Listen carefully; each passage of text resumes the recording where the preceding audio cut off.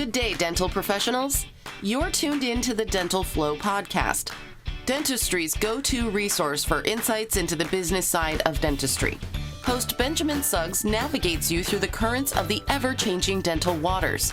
This podcast is packed with innovative practice growth strategies, insights, and expert advice tailored to help increase the flow of new, profitable patients into dental practices. Listen as Ben explores the latest trends, shares success stories, and uncovers actionable tips to elevate your dental practice to the next level. Get ready to dive deep into the currents of dental business knowledge and experience the dental flow.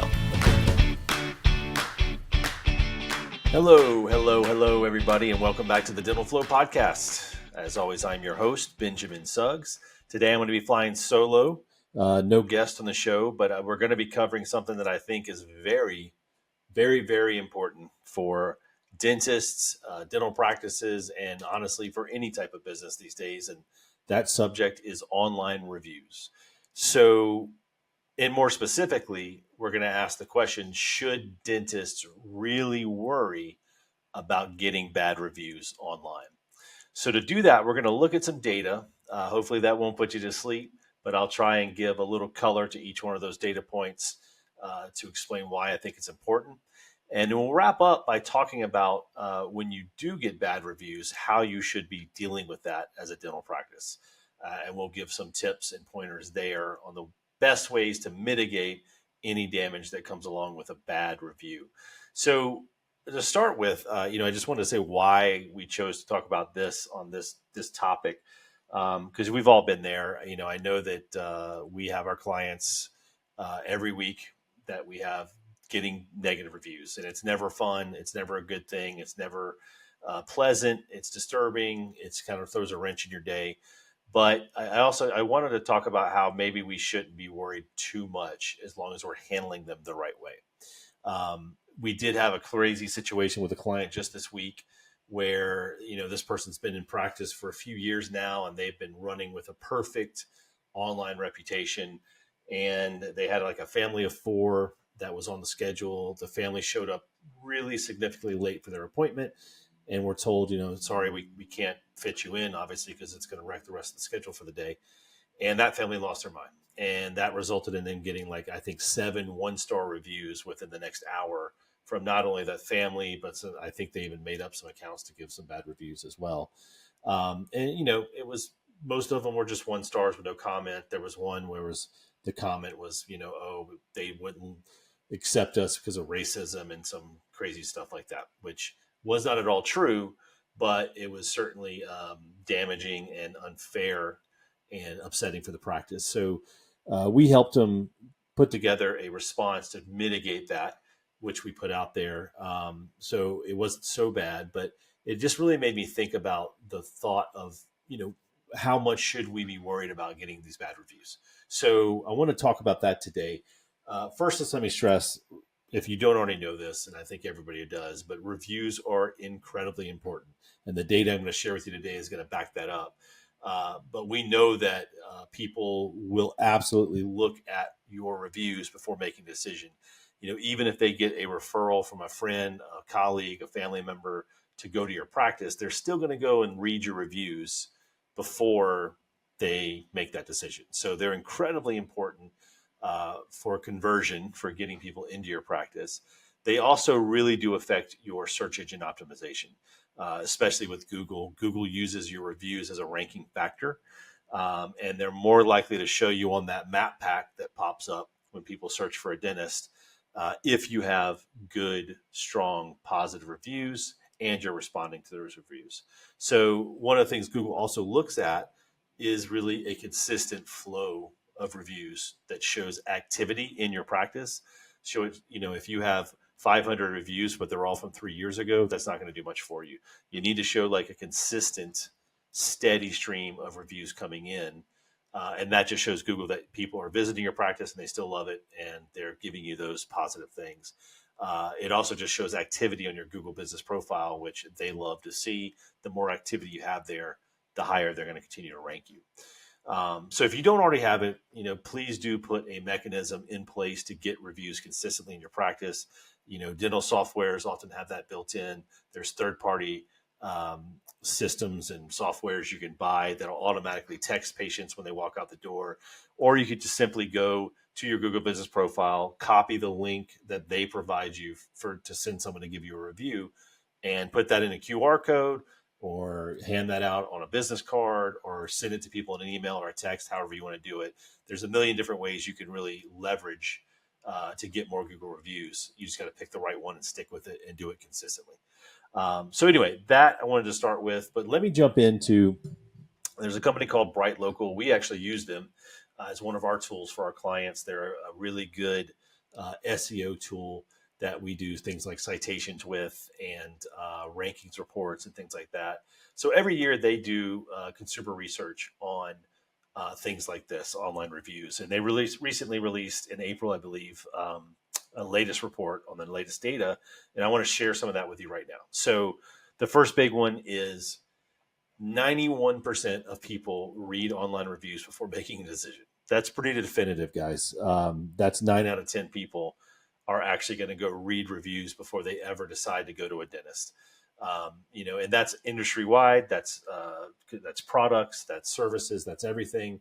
But it doesn't surprise me at all that I wouldn't be surprised if dental specific, the number was something around 80% of people always going to look at reviews before making a decision, especially with something like dentistry, because let's be honest, not everyone sees the dentist as a super pleasant experience. So if they're going to do it, they want to do it at a place that's going to give the best possible what they think might be a bad experience. So very important. Again, 9 out of 10 people are looking at your online reviews before making a decision about coming to your practice. Another big one that we found in there is 88% of consumers would use a business that replies to its reviews. So this is something that we see a lot when we bring on a new client. We'll see that they've been getting reviews for 15 years, but they've never once replied to one. And another important number, 47% of people would use a business that doesn't respond. So that half of consumers are saying that they would not go to a business that does not respond to their reviews. So there's another step here we need to make sure that we see this critical, which is not just getting reviews, but responding to them. That's a service that we have always felt is incredibly important. So we've always offered it to our clients as part of our package. And our solution is that we have somebody that actually goes in and reads their Google reviews and responds to them. So if they're positive, they give a nice, quick, HIPAA compliant response. Thanks. We love having you come see our practice. You're the best. And if it's negative, we go through a whole process, which we'll go through here towards the end of this podcast. But incredibly important, you do need to be responding to reviews online. It will make a difference. It helps your SEO, and it helps people trust your business more. 36% of people will read reviews on at least 2 platforms, and only 23% use only one platform. By platform, I mean something like Google, Facebook, Yelp, all of those different ones that are out there. So it's important here. The lesson we need to learn is that you can't put all your eggs in one basket. You cannot just focus on Google reviews. You probably should be doing focus on at least 2 or 3 platforms. So the ones we always push our clients to do are Google and Facebook. I still think Google reviews are far more important than any other one, but it can't hurt to have a good rating on 1, a good rating on 2, and a good rating on 3. It's going to help your business a lot, and it's going to grow your practice. So think about that as well when you're soliciting reviews. Maybe don't only solicit for Google, also solicit for Facebook and other platforms. As far as the platforms that people most use, those stats are also very interesting. So 81% use Google. So 81% of consumers say that they will go to Google to read reviews first and foremost. That is why we have always made that one the most important one. 45% also use Facebook. So that's the one I would, again, and we've always said, focus on secondarily. As Facebook, you should have some reviews there. Maybe not. I would focus most of your effort on Google, but do have some on Facebook. And then 42% use Yelp. That's the third biggest. And after that, it's a huge drop off to the next platforms in terms of usage.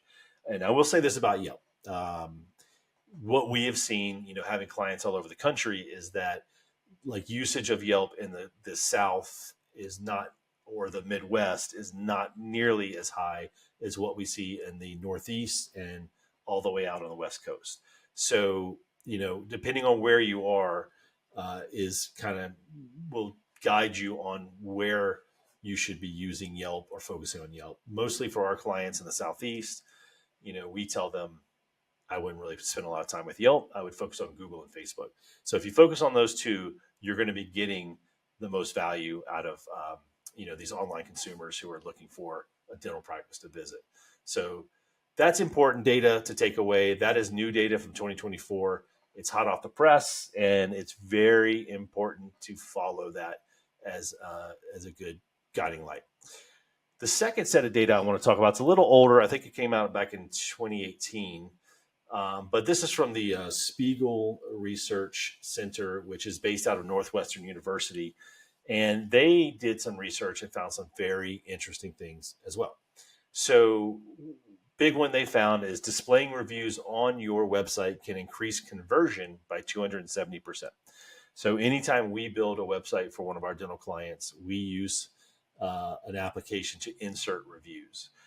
We use it a couple of different ways. We either have like a carousel that just slides through and shows different reviews, or we usually will have a reviews page specifically with just a long masonry type list of reviews for that practice. Now, we tend to only show the 5-star reviews or the 4-star reviews.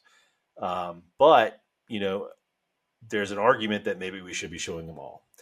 We also like to put badges on our client's website that automatically update. So a badge will basically just say like this practice is reviewed, has a 4.9% star rating on Google, and that updates with every new review that comes in. So we find that useful because right away we're giving that person who maybe didn't read your reviews yet, they don't have to leave your website to go do it. They can see them right there, and they can see people saying really nice things about your practice. That's going to help them decide, you know what, this is where I want to be. This is where I want to call. So displaying reviews is very important. It really does push your conversion rates up high. And when I say conversion, I mean someone comes to your website. What we count as a conversion is that they either call, text, chat, or fill out your form. That's a conversion. You want more of that. That's always good. The higher the price of an item, the more impact reviews have. This one I pulled out because I feel like really dentistry is a premium. I mean, most people are going to say that the dentist is not a low priced thing to do. So it just, again, reiterates that the higher the price of a product, the more reviews make an impact. So I would argue that the same is going to correlate with a service like dentistry. The higher the price, the more you need to have good reviews to get more people to convert. Reviews from verified buyers are substantially more positive and impactful than reviews from anonymous sources. So this is important because we all get those 1-star reviews on Google where it literally is just a 1-word name that's not a real person, and they just give you a 1-star and no comments, no response, nothing substantial about it. So the good news is this data is telling us that most people don't care about those. Most people will look at that 1-star with no comment and be like, that's stupid. That doesn't really tell me anything. That's not helping me at all. And a lot of times we've even found that Google will not even count those against your star rating. We've seen like where we had a client get a slew of those against their 5-star rating, and their rating really never went down. So that really tells us that Google is not necessarily always counting those 1-star hit jobs against your rating. Now, the people that leave comments, they are going to be impactful. So if I give you a 1-star rating and I have a description of what happened to me, that's what people are going to read. That's what people are going to pay attention to. They just don't care about those anonymous 1-star things. And we'll talk about this in a minute, but a lot of times when we get those anonymous 1-star ratings, one of the things we'll comment and reply for the practice is, something like, we have no record of you as in our practice. Can you please call us? Because we don't know who we're supposed to call. That just tells the person reading that or looking at that review that maybe that person is not actually a patient of your practice. They're just some crazy person that gave you a 1-star review, maybe a former employee or something weird. So again, good news here. You don't really have to worry as much about those 1-star, no comment, without a real person's name. Now, this is the big thing that came out of this research, and there's probably been 1,000 articles written about this online, is one of the things they found, and this begged the question, is 5 stars too good to be true for consumers, is that for products, not services, this is just for products, they found that the purchasing likelihood actually peaks in the 4 to 4.7 range rating and then goes down again after that. So above 4.7 to 5, the likelihood of someone purchasing a product actually went down. Not hugely down, but down some. So there's actually a decrease in their likelihood to buy your product because they look at that rating and say that's just too good to be true. That can't be true that somebody would have an infallible, perfect 5-star rating. It just can't be. So that's a big thing. But I also want to be clear here. I'm not saying if you have a 5-star rating and you've got 500 reviews, don't sweat that. I don't think anyone thinks you could fake 500 reviews on a dental practice. Now, if you were selling a product online and you had 30 reviews, 5-star, I can see how people might look at that and say, it doesn't make sense. How's that possible? So I'm not saying that you need to run out and beg for terrible reviews if you've got a 5-star rating. It's okay. It's good to have a 5-star rating, especially if you have 100 plus reviews. I don't think anyone's looking at that and thinking you just had all your cousins jump on and give you a 5-star rating, because nobody has that many cousins. So I'm not saying it's a bad thing. I'm just saying, giving you the data that we know about, that some people do look at that and they hesitate and say, that just doesn't make sense. How is that possible that a dental practice could have a perfect 5-star rating? I will say this with certainty, though, for all of our clients that have 5-star ratings and they have hundreds of 5-star reviews, they're not having problems getting patients in the practice. I don't see a huge negative impact on their practice. Maybe there's some people that don't call them because they think it's too good to be true, but they're doing quite well. And we absolutely see a correlation when a dentist goes from, say, 30 to 100 reviews, 5-star, their phones start blowing up even more, because the more reviews they have, the more likely people are going to call them. So don't sweat it if you got a 5-star review, a 5-star rating. It's okay. Also, don't sweat it if you have a 4.6 star rating on Google. That's okay. Like, what we have learned from this research is that people are going to be okay with that. And they may even found it to be a little bit more authentic and genuine, the fact that you do have some bad reviews. And because we all know not everybody's going to be happy all the time. It's near impossible. So it's okay to have some bad reviews. And a lot of the practices that we work with that have the perfect 5-star rating, to be clear, they did get bad reviews, but they did something about it. So they called the patient, they worked through the problem, they did a make good or something that got that person to change their review to a 5-star.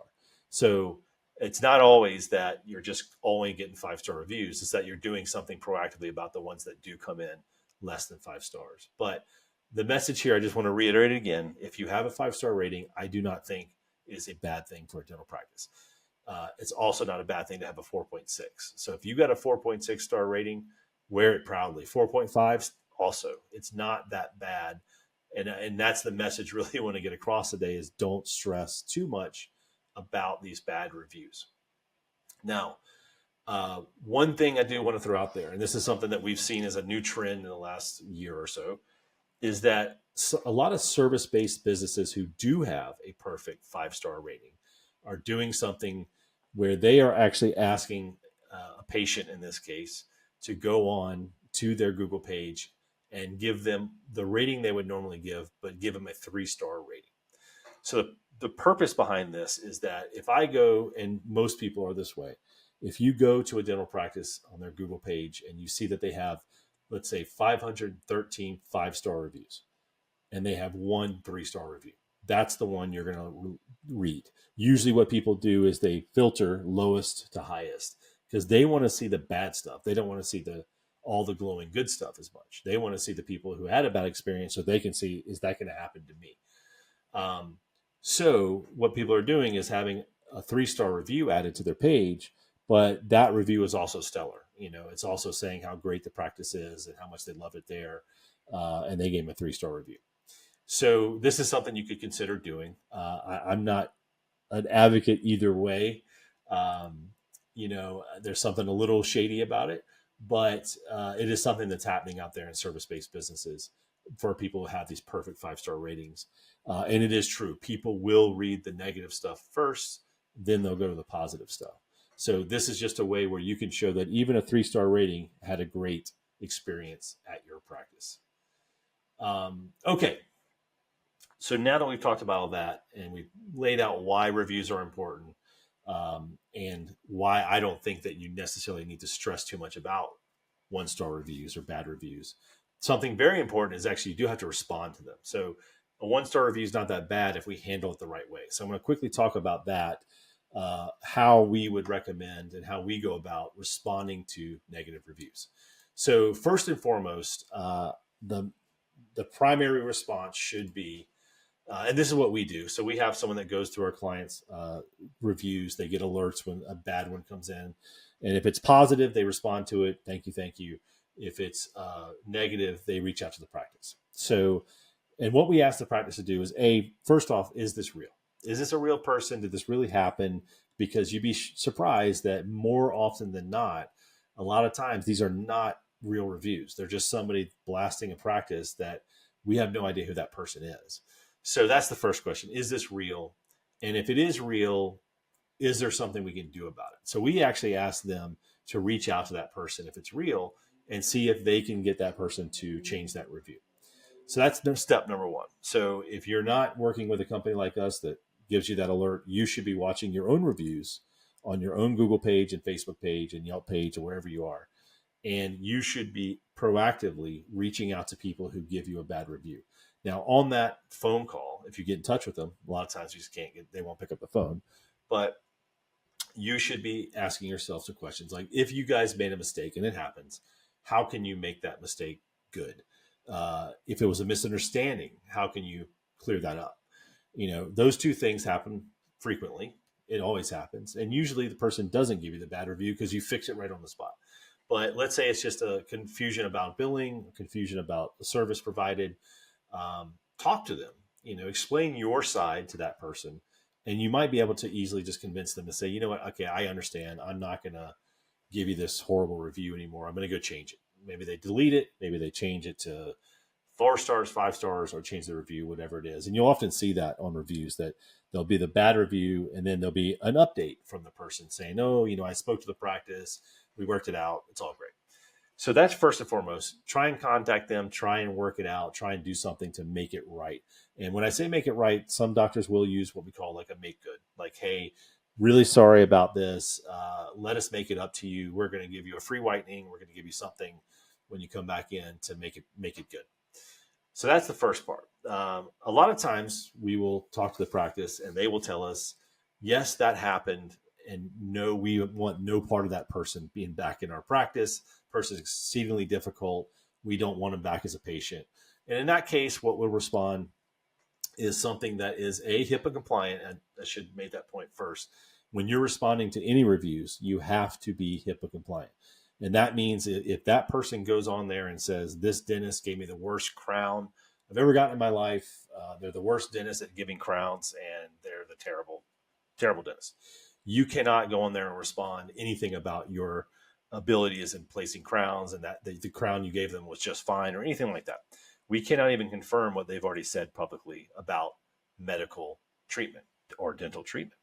So don't be specific about anything. But what you want to do in these review responses is mitigate the damage. So mitigate the negative response. You're not really thinking about the person that wrote it as much as you were thinking about the next person that's going to read it.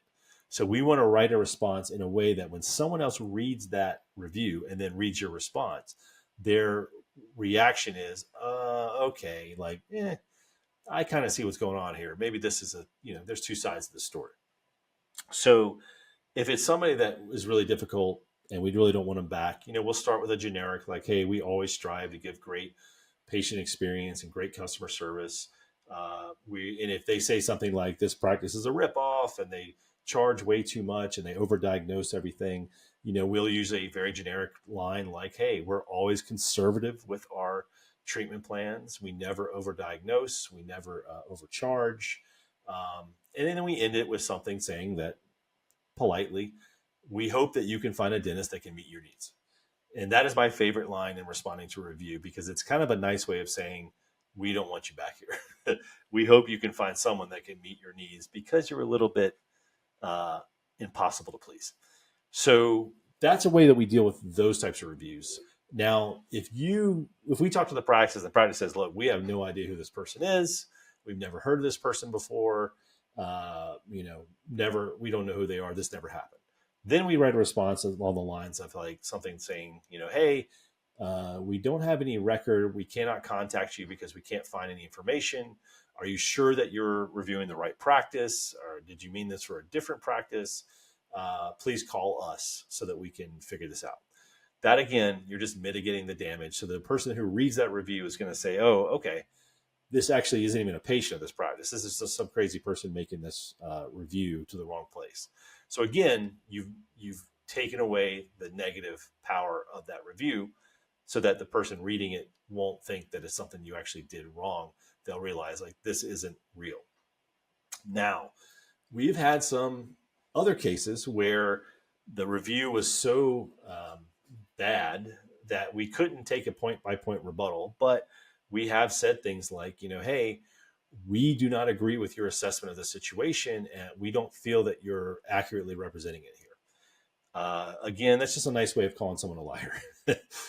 We're calling them a liar, and we're doing that because they are lying. And that will happen. People will make up crazy stories about whatever happened, and it's not true. So we will say that directly, like, we don't agree with your assessment of the situation, and we hope you can find a dentist that will meet your needs. Again, nice way of saying, hit the bricks. We don't want you here anymore. And then lastly, there'll be those cases. We've had some severe cases where I'll give you an example. We had a pediatric dentist where an upset parent who was just upset about payment or something weird went on and made a really, really, really negative review that was really libel, like saying some really damaging things about that dentist that were not true and were unfounded. And it was going to do some significant damage to that business when other parents read it. So in that case, we got an attorney involved. An attorney got involved, within one day, sent a letter to this person, basically saying like, hey, what you're saying is liable, and we're going to come after you for that. And that review was removed in a day because that person got that letter and realized, I went too far making up something like that. So they got rid of it. So hopefully that's helpful for you guys on how to deal with these bad reviews. What I want to leave you with one more time here is, again, I don't think you need to stress too much. If you got the perfect 5-star rating and you get a couple bad reviews, don't sweat it. We've already seen it's not going to really hurt your reputation in the eyes of the consumer, or the eyes of that potential patient, because they don't think that you need to have a perfect 5-star review. And some of them even think that's not authentic. So don't stress about it, but you do need to respond to it. So hopefully these tactics that we talked about in response will help you the next time you do get a bad review. But I really, really do think that you should respond. There are some people out there that would disagree with me and say, no, don't engage with people, don't respond. I disagree with that completely. I feel like if you're not responding, you're not telling your side of the story. And when I say telling your side of the story, I mean doing it HIPAA compliant, that you're not being specific, but you are defending yourself and your business. And some people will say, no, that's just being defensive, but it's not being defensive. If people are making false statements about your business, or someone who's not even visited your business is making bad reviews, then you have a right to stick up for yourself, and you should. So I'm a big believer in responding and doing it the right way, and not just letting it sit there on your page unresponded. And I can say this, even in those super tense situations where we have responded to a review telling someone that we didn't think that they were accurate, or they weren't telling the truth. I've never, in my 12 years doing this, I've never seen anyone respond to the response. Usually at that point, for us, always at that point, it's over. So it's not something you need to stress about getting locked into some horrific back and forth. If they respond again, you don't have to respond. So don't stress about that, because I've heard people tell me that, like, well, if I respond and what if they respond and I have to respond? It's not, we're getting to a mudslinging thing. I've never seen it happen. We respond, that's usually the end of it, but I would always respond to those negative reviews. Anyway, guys, I hope this has been helpful for you. Once again, thank you so much for checking us out on the Dental Flow podcast. I'm Benjamin Suggs with Flow New Patient Marketing. If you guys need help, if you've got a bad review or you need help getting new reviews, give us a ring, give us a call. We can always help you with that. Everyone have a great one, and I will see you next time. Thank you for joining us for this Dental Flow podcast episode. If you enjoyed today's discussion and wish to stay updated on future episodes, please like, subscribe, and share the podcast with colleagues and friends. For more insights and discussions on dental marketing, we encourage you to continue riding the Dental Flow wave and tune into the next episode. Keep on smiling, learning, and flowing with the Dental Flow podcast.